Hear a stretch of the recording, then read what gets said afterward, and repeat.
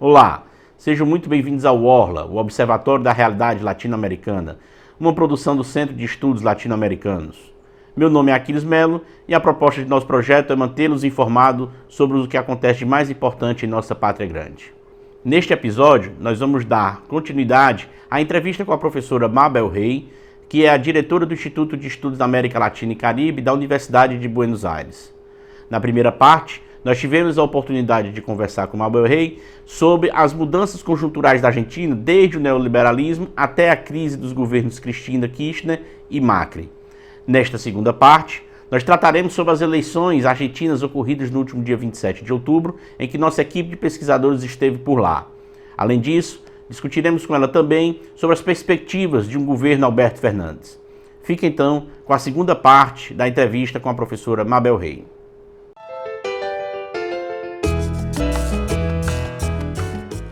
Bueno, la situación ya en 2019 empieza a empeorar, todas las variables, todos los indicadores empiezan a crecer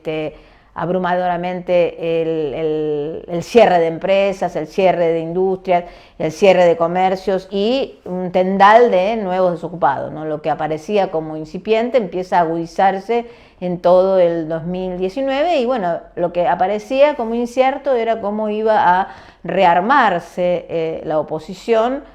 para enfrentar un gobierno que a todas luces estaba generando estragos sociales de magnitud. La discusión en esos momentos era, bueno, Cristina Kirchner subía en las encuestas, todas las encuestas planteaban de que podía ganar en primera vuelta por 10 puntos. Otros decían que, bueno, que eso iba a ser relativo, que si el balotaje era el enfrentamiento era entre Cristina Kirchner y Mauricio Macri, podía perder Cristina. Bueno, cuando no se sabía muy bien cómo iba a desenvolverse este escenario, Cristina Kirchner sorprende con la publicación de un libro que es su biografía. Hace una presentación muy interesante y una movida política muy interesante que remata con la designación como candidato a la presidencia a Alberto Fernández y reteniendo para sí, Cristina, la candidatura a vicepresidente, lo que muestra una movida de reunificación de todo el peronismo, ¿no? Si hay una de las características más claves es que el peronismo también pierde en el 2015 porque el peronismo va dividido. La fuerza de Sergio Massa obtiene el 15% de los votos, entonces es como un drenaje importante de votos que se sabía que el peronismo con Cristina sola no alcanzaba y sin Cristina que tenía la mayor cantidad de los votos y la adhesión y el cariño popular, no lo iban a poder lograr. Entonces en ese contexto deciden esta movida que resulta muy impactante porque además el personaje de Alberto Fernández había sido jefe de gabinete con Néstor Kirchner y se aleja del gobierno cuando después de la crisis del campo, porque no está de acuerdo con el manejo que tuvo el tema de la crisis del campo. Así se mantuvo bastante crítico al kirchnerismo esos años y fue sin embargo, ya desde el 2018 se produce un acercamiento a Cristina Fernández y la idea de la reunificación del peronismo se empieza a plantear y pensar, y con la figura de una persona que había sido crítica al kirchnerismo, con lo cual podía traccionar a sectores del peronismo y a sectores sociales que habían sido críticos a la figura de Cristina Fernández y, por otro lado, reteniendo el caudal electoral que tiene históricamente Cristina Fernández. Esto se plantea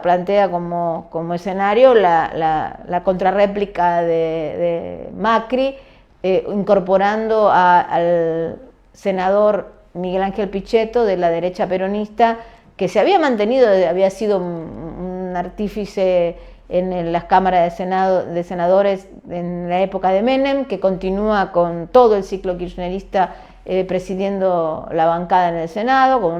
se le reconoce una habilidad política, pero bueno, allí aparecía como que era el contragolpe central, mientras en simultáneo se van dando un deterioro cada vez mayor de la situación económica social. Llegamos a las elecciones de las PASO, que son las internas abiertas, simultáneas y obligatorias, y había toda una incógnita porque todas las encuestas decían que pese a todos los indicadores económicos y sociales, el gobierno seguía manteniendo sus chances electorales y que podía aspirar a una segunda vuelta, y todo se jugaba en ese escenario a que en estas internas la distribución de votos iba a ser más pareja. Sin embargo, lo más impactante que sucede en estas elecciones es que el candidato, el frente de todos, Fernández, la fórmula Fernández, Alberto Fernández, Cristina Fernández, logra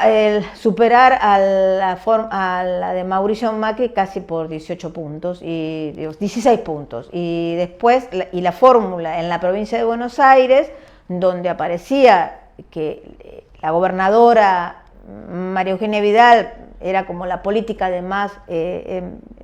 buena consideración tenía, de mejor imagen, parecía que era incluso se discutió bastante y se presionó desde algunos sectores a Macri para que saliera de la candidatura a presidente de él y la pusiera a María Eugenia Vidal, se discutió mucho eso. En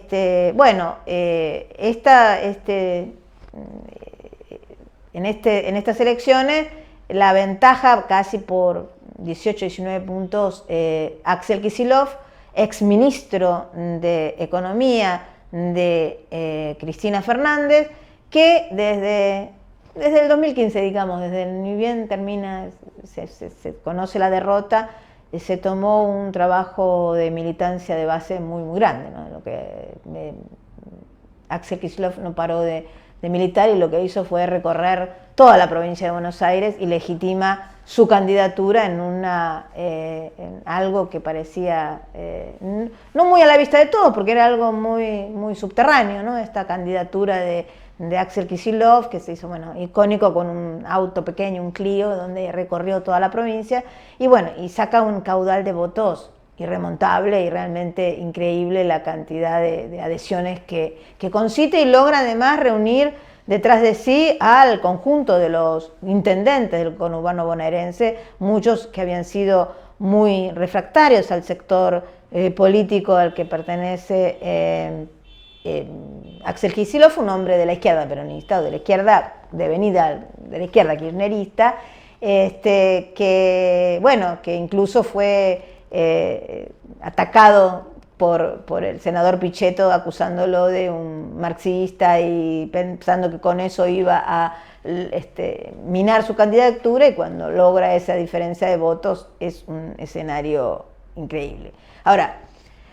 pasadas las PASO había que aguantar todo, fue un tembladeral, inmediatamente el resultado de las PASO generó que el lunes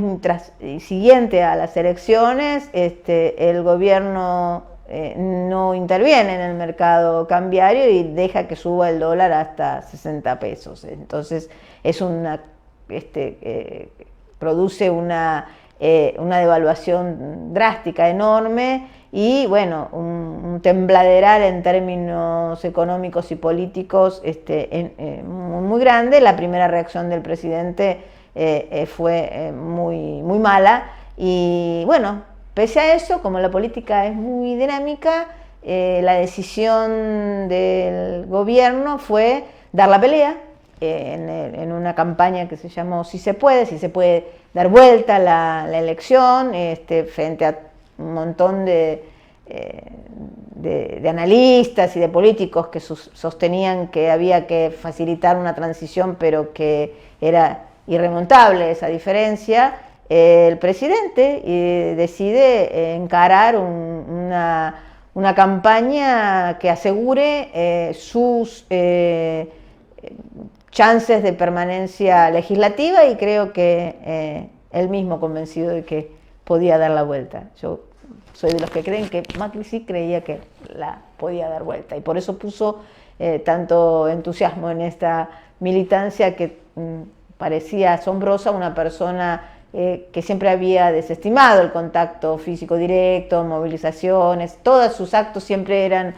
con vallados y no eran actos de contacto físico, salvo unos timbreos que hacían, así iban a tocar las puertas de las casas de los vecinos para conversar, pero que nunca fue la idea de movilización, y una campaña muy basada en redes sociales, microsegmentación. Bueno, esa campaña vimos el domingo que le fue exitosa, porque logró achicar a menos de 10 puntos la diferencia que lo separaba con Alberto Fernández. Entonces, y si bien los datos dieron ahora 48 a 40, puede ser que se estire un poquito más arriba la fórmula hasta llegar a arañar los 10 puntos, pero que es mucho más de lo que se podía imaginar cuando se imaginó antes de las PASO cómo iban a ser estas elecciones, que se pensaba que la paridad iba a ser menor y que podía haber segunda vuelta. Luego las PASO, que cambiaron todo el escenario y pensaron que entonces iba a ser realmente una diferencia que se iba a ampliar por la histórica tendencia a votar ganador que tiene el que no vota. Pero eso se logra cambiar. Lo que aparece es una consolidación de un voto de perfil más conservador, en una franja del país, la franja más rica económicamente, que ha recibido más beneficios del beneficio que ha dado al campo, a los sectores del campo, el gobierno de Macri, y segmentos sociales, medios urbanos que tienen un gran rechazo a los planes sociales y, bueno, un discurso antipobre muy fuerte, que logra consolidarse en un importante y para tener muy en cuenta en cuanto a estrategias políticas, 40% de la población.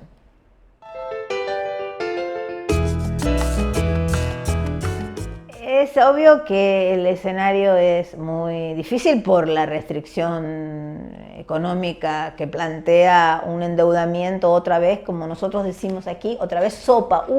otra vez un horror de tener que volver a lidiar con las negociaciones con el fondo, que el Fondo Monetario dicen que cambió, ellos prestan y dicen dame la plata. Lo único que sí hay algunos elementos que seguramente se van a escribir en la negociación, que es que el fondo tiene cláusulas de no permitir el uso de divisas para que se fuguen, para que atesoramiento y retiro. Y, sin embargo, en los últimos meses, para sostener las chances electorales y para que no se derrumbara el modelo, le financiaron, le permitieron a Macri seguir vendiendo dólares, y dólares que se fugaron, ¿no? Decimos, una primera cuestión para pensar es dónde está el dinero que se prestó. Es una de las primeras cosas, que es decir, ¿a dónde fue ese dinero? Ese dinero fue a la fuga, entraba por una ventanilla, recibía el gobierno y lo vendía y lo llevaban afuera. Otra de las circunstancias insólitas fue que, habiendo esta necesidad de dólares, el gobierno mantuvo la posibilidad de los exportadores de no traer las divisas, vender y dejar afuera sus divisas necesarias para el sostenimiento económico básico. Entonces, estas dos cuestiones fueron muy centrales, ¿no? Incluso lo que se plantea ahora, que después de las PASO, la no restricción era como una consigna de su sector social básico de apoyo, que no quiere el cepo, entonces no quería aceptar la necesidad de restricción, y por eso se fueron 5.000 reservas, se fueron en 2 días. 5.000 millones de reservas se fueron en 2 días. Para poner un cepo drástico, que se decía, no, va a ser un cepo de entre $1.000 y $2.000, y amanecen con un cepo de $200. O sea, dejaron ir porque, bueno, para poder garantizar las elecciones, y con determinadas medidas paliativas que no estaban convencidos, pero que evidentemente electoralmente le funcionaron. Uno podría pensar con una cabeza más politizada que no, porque la gente se va a dar cuenta rápidamente que esto es una medida electoralista nomás, pero sin embargo funcionan, evidentemente funcionaron, y ahora lo que se plantea es, por un lado, bueno, algo que tiene que ver con cómo parar el hambre, es algo central, fundamental, y cómo enfrentar negociaciones con el Fondo Monetario y enfrentar un escenario internacional bastante complejo, ¿no? Es un momento de grandes incertidumbres, la guerra comercial China-Estados Unidos y también, bueno, Estados Unidos con la Unión Europea. Hay todo un clima de enorme fluidez y de tensión con un jugador adicional que es China, ¿no? China está allí, no es de descartar que China ofrezca algún swap o algún préstamo puente para ir salvando situaciones, como ya lo hizo en otros momentos. No lo sabemos cómo va a ser. Lo que ciertamente hay una limitante que es la deuda con el fondo. Y hay una limitante social muy importante, porque el contexto regional está mostrando que márgenes para los ajustes no hay. Los márgenes sociales, el caso de Ecuador, el caso de Chile, la idea de aumentos de bienes de consumo masivo, de servicios, de los combustibles, no es muy fácilmente tolerado en la medida que eso se traslada a toda la sociedad. Y en la Argentina, ciertamente los movimientos aportaron gobernabilidad en un doble sentido. En todos estos años, porque pudieron mantener las redes organizativas y redes de contención social que permitieron que las ayudas sociales fueran más eficaces en su llegada a más destinatarios. Y también en la contención política de cómo jugar. Es evidente que grandes sectores, bueno, del sindicalismo, que es mayoritariamente peronista, y que apostó a la salida electoral, más los movimientos sociales que también, muchos de ellos planteando que no querían agudizar situaciones que pudieran terminar poniendo muertos del sector populares, pero lo cierto es que se llegó a un momento de transición y atravesar un proceso eleccionario sin grandes conflictividades en las calles. Algo que tengo que destacar, fundamentalmente un elemento de movilización y de acción popular han sido el movimiento de mujeres, el movimiento por la campaña por el aborto legal, seguro y gratuito, y además por los feminismos populares, ¿no? De todo lo que significó la última convocatoria de encuentro de mujeres en La Plata, que sumó casi 500.000 de mujeres, es realmente un síntoma de nuevas formas de participación que exceden la agenda más estricta que se asume de género, que tiene que ver contra la violencia y con el acceso a la salud reproductiva y a la libertad del cuerpo que se plantea para plantearse lo que supone la reproducción de la vida, ¿no? Hay cada vez más, está avanzando desde los movimientos feministas, la discusión sobre la reproducción de la vida. Y creo que eso engloba un montón de variables y interpela al corazón del sistema capitalista y a la forma en cómo lo estamos viviendo. Y me parece que eso es un dato muy interesante de cómo va a aparecer en los próximos tiempos.